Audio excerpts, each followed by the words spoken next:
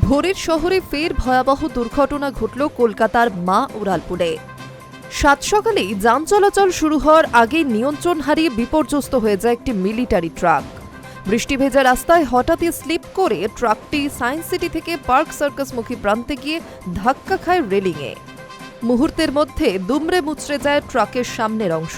তবে বড় বিপদ এড়ানো গিয়েছে। ভিতরে থাকা ৩ জওয়ানের কারোরই প্রাণহানি হয়নি।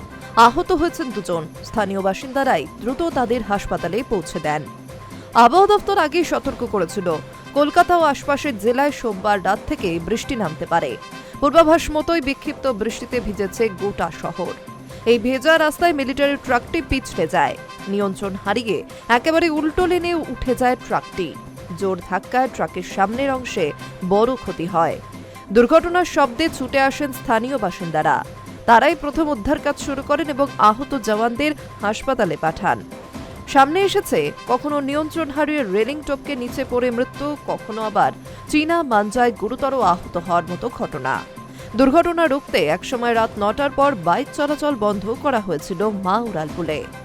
পরে মুখ্যমন্ত্রী মমতা বন্দ্যোপাধ্যায়ের নির্দেশে সাধারণের সুবিধার কথা ভেবে ফের বাইক চলাচল চালু করা হয়। তবে সেনাবাহিনীর ট্রাক দুর্ঘটনার কবলে পড়ার ঘটনা এই উড়ালপুলে এর আগে তেমন শোনা যায়নি।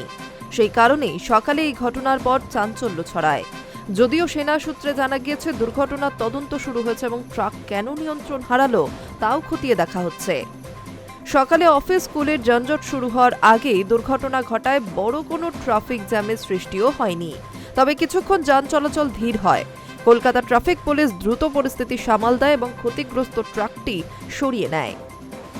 গত বছর ডিসেম্বরেই একটি চলন্ত গাড়ি নিয়ন্ত্রণ হারিয়ে প্রথমে ডিভাইডারে ধাক্কা মারে।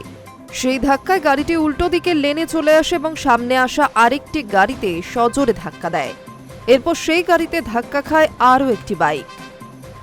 সংঘর্ষের জেরে বাইক আরোহী ছিটকে পড়ে যান রাস্তায়। গুরুতর আহত অবস্থায় তাকে উদ্ধার করা হয়েছিল। দুর্ঘটনার কারণ হিসেবে অনুমান করা হয়েছিল চালক ঘুমিয়ে পড়ায় গাড়ি নিয়ন্ত্রণ হারায়। Hi News network.